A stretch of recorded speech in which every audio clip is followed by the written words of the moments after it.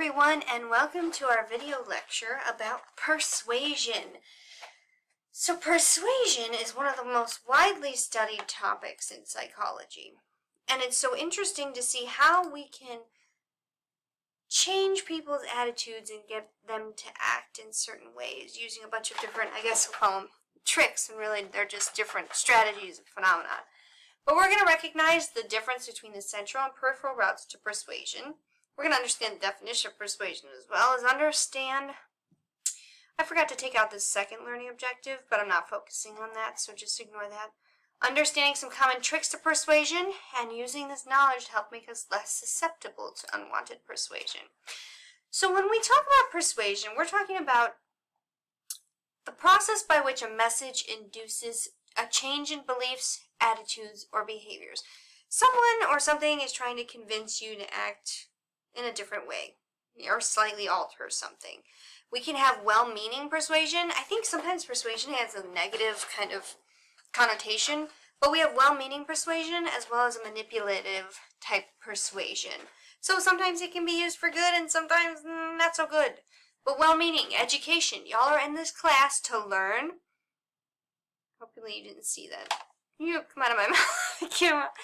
You're in this class to learn. You're here to get an education. You're here to change, some of your beliefs, maybe surrounding different psychological phenomena, develop some empathy, maybe deeper your sense of empathy, change how you assess things and attribute them, as well as maybe some of the behaviors you do. Who knows? But that's part of education. It's well-meaning persuasion to help you change and develop as a person. Whereas there are some manipulative types of persuasion, such as, I'm going to say it, marketing. I'm sorry, that sounds bad. Not all marketing, it's a bad rap. But, they're trying to convince you to change an attitude, like keto diet people, right? That's a big fad right now. That's a big thing. It's a little bit manipulative in how they try to coerce others to buy into this lifestyle, but that's like anything else. Atkins,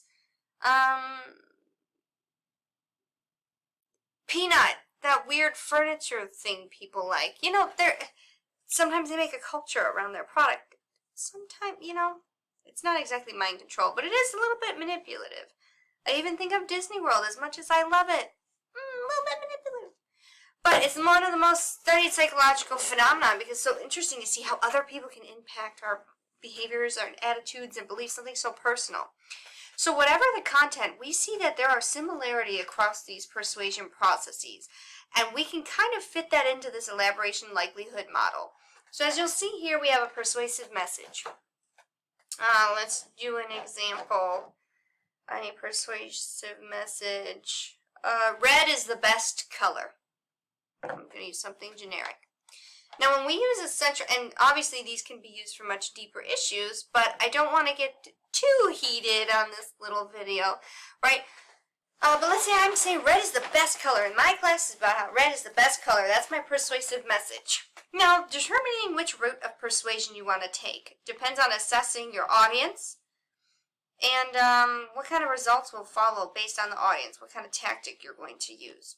So the central route of persuasion is for people who are more information-minded, targets who are more analytical and motivated. So they're more interested in the figures, whereas peripheral are like the cues outside of it.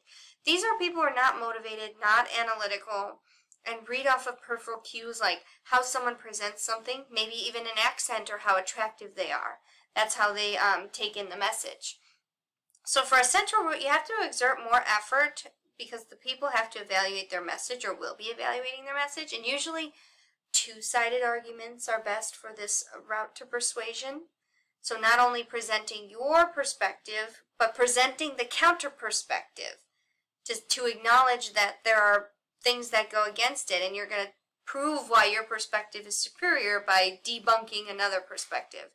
And this leads to a very enduring, lasting change in attitude. Whereas a peripheral route, this could be someone watching the presidential elections while doing their dishes, okay? Or not the elections, the debates while doing your dishes. Maybe they're hearing some chitter-chatter in the background and they say, oh, well, I think so-and-so won because they were really loud and spoke with authority or something like that.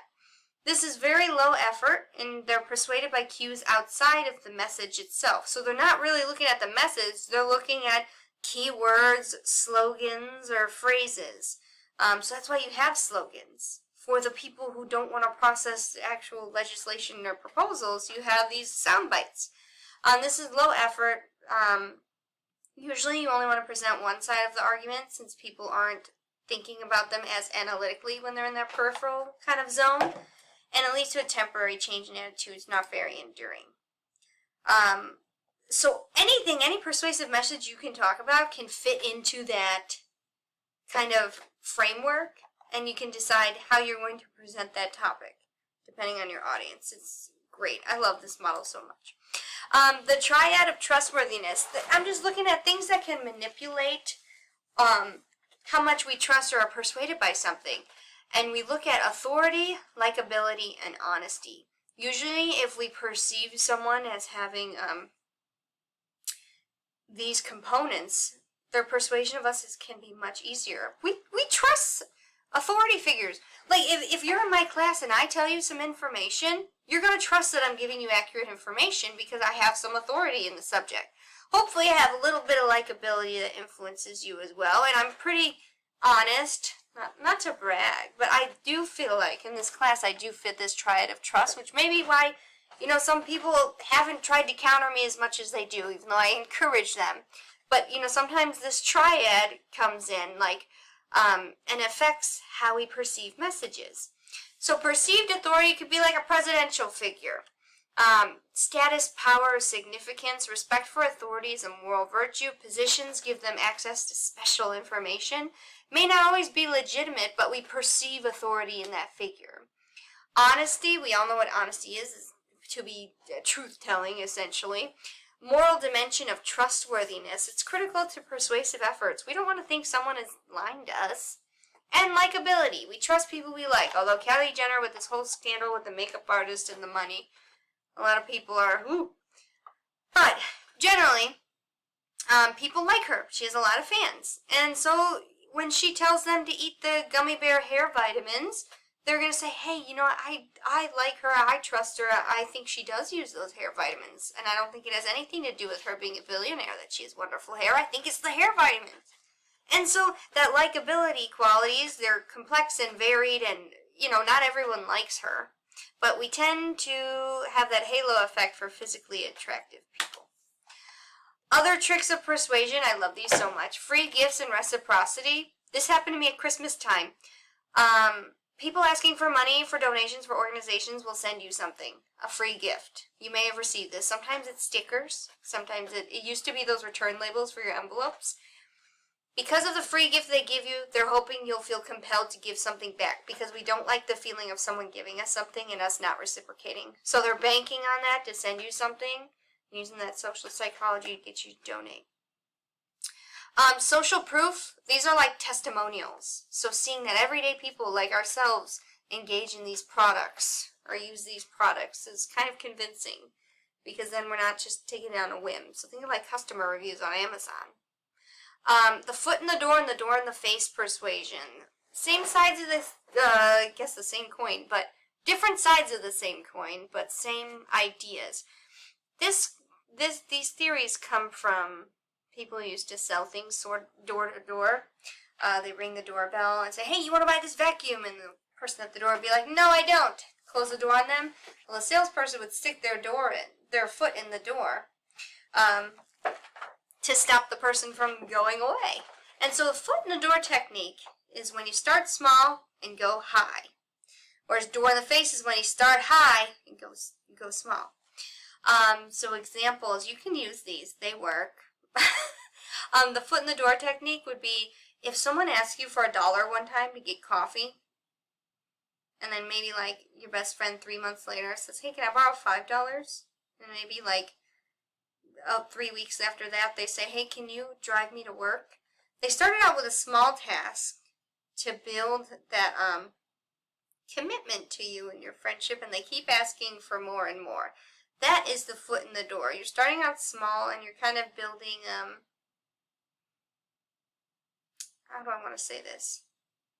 You're building commitment to the cause. So think of it as like if you start collecting cards or spending money on a set of collectibles. Well, at some point you buy one, and they're like, hey, there are 6 more to buy and collect.